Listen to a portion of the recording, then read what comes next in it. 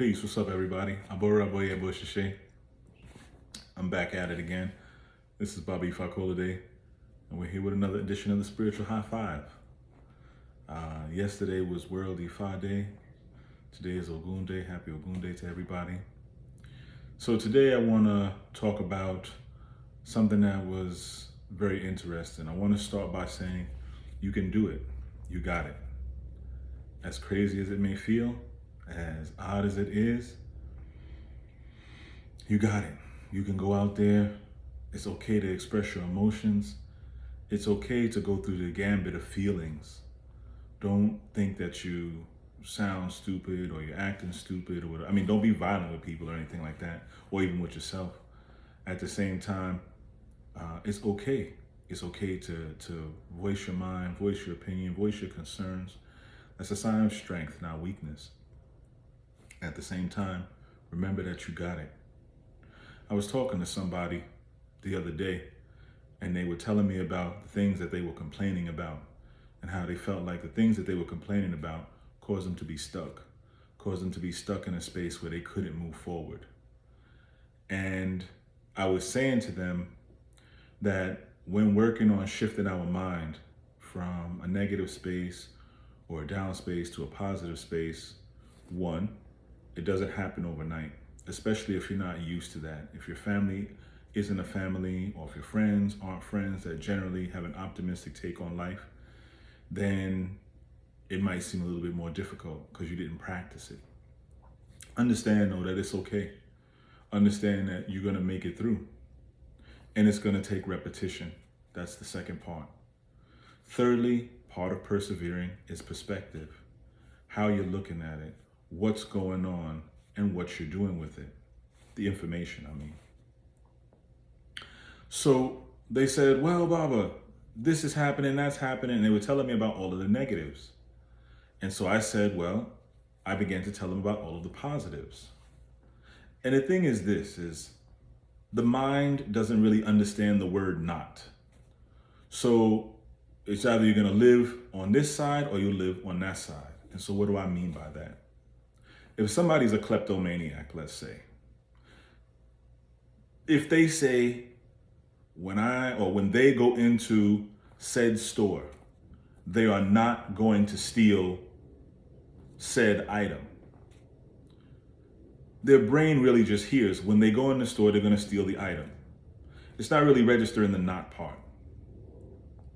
And so I was telling them, if they want to live in the positive affirmation, if they want to really live in the place that's going to truly be empowering, then they have to code and program themselves just as that. So the example of the person, the kleptomaniac, what they would say that would be more beneficial would be, when I walk into the store, I'm going to pay for everything that I want. Can you see the different charge? And it really squarely focuses the mind in one place and in one idea.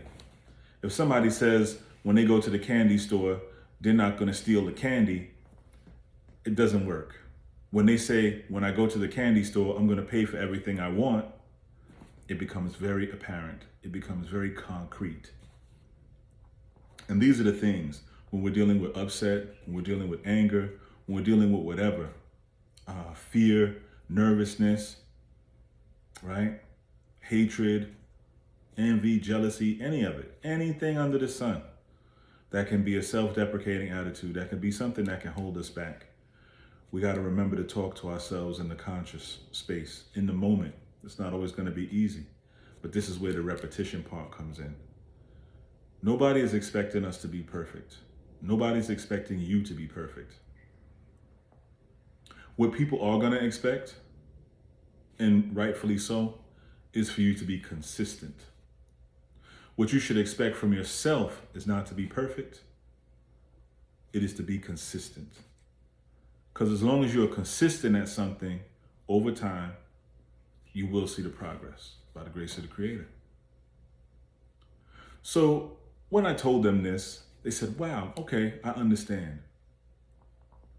And then they said, well, it's going to be a big task to be consistent. I said, hey, time out again. So now look what is happening. you use the word like task versus activity. Why does it matter? Because in the way that they set up the conversation, by them saying it'll be a big task, secretly the code in task was difficult, challenging, possibly not going to be able to be done, and so on. I said, but it's just an activity. They said, they said, well, should I not use the word or am I misusing? I said, it's not that you're misusing it. It's what secret language you're using to yourself when you choose certain words. I said, by using the word task and saying it's going to be a big task, then what you're doing is you're creating this redundancy.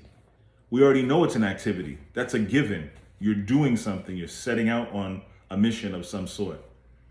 I said, but you called it task instead of activity because you still wanted to find a way to self-sabotage subtly. And they thought about it and they were like, wow, you're right.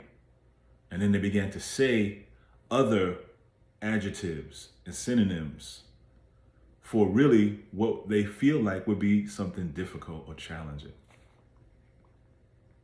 So I want you all to know today, during this spiritual high five, that hey, you can do it. Little by little, every single day, you can do it. I've been doing some certain types of meditation. And yesterday was Temple Day. Today's Sunday, yesterday was Saturday. It was a Temple Day. When I woke up in the morning, I didn't do this particular type of meditation that I had been doing for the past few days before that. What I did do, though, was we had temple service, which means I still prayed to the Temple Ifa on my behalf, on behalf of all the members of Obukai Temple. These things still happened. So I still put my mind in the frame of the activity of reflection and betterment and positive affirmation, word sound. I still did that, even though I didn't specifically do the meditation I did the day before. And so this is what I was telling them. I said, it's more so about, again, repetition. Even if you switch it up a little bit, it still, though, is about doing the same type of thing again. So if you're reading spiritual books, if you're writing to yourself, if you're working out, whatever, even if it's not per se that exact activity, that's okay. As long as the consistency is my mind frame is about my healing, spiritual, mental, emotional, physical. That's the main thing. Don't beat yourself up. I said don't. Don't, not all of that. What I will say is the positive, which is encourage yourself. Be courageous. Trust in Olodumare, trust in your Ori, trust in all the Orisha and Orumale, trust in all your ancestors, trust in your heart that you'll do it. That's what has to be remembered, day in and day out. Things could seem rocky, things could seem shaky. The mind is there, the brain is there to think. So it'll think of all kinds of things. It'll think of every kind of negative scenario. Be gentle with it. Be gentle with yourself. Because imagine, you developed the habits, the mindsets that you have about yourself, your circumstances, and the world around you, probably over a very long period of time before seeing this video and saying, oh, you think now you might want to pivot or go in a different direction. Also, you got to remember that your physical body is a composition of memories from your parents and all of your lineage from the beginning of time as well, that have subtle suggestion ability in you. At the same time, though, you still are your own essence. So remember, you got this. You can handle it. The world will be okay. You'll be okay. Stay prayed up. Stay doing your divination and your ebos. And keep rocking and rolling. Spiritual high five. Bam.